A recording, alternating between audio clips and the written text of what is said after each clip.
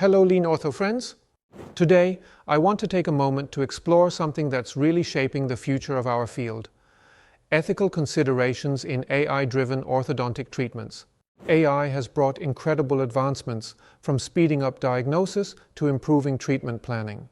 But, as exciting as it is, we need to talk about the ethical side of things.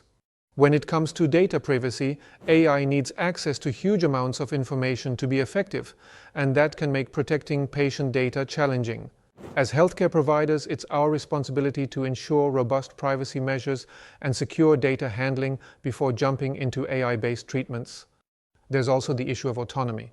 We have to ensure that patients are fully informed about how AI plays a role in their treatment and always respect their right to ask questions or refuse certain procedures. And here's something we can't forget: empathy. AI can help us a lot with efficiency, but it lacks that human touch, the compassion that strengthens our bond with patients. No matter how advanced technology gets, maintaining that personal connection is something we can never lose sight of. Let's embrace AI, but do so with thoughtfulness and responsibility.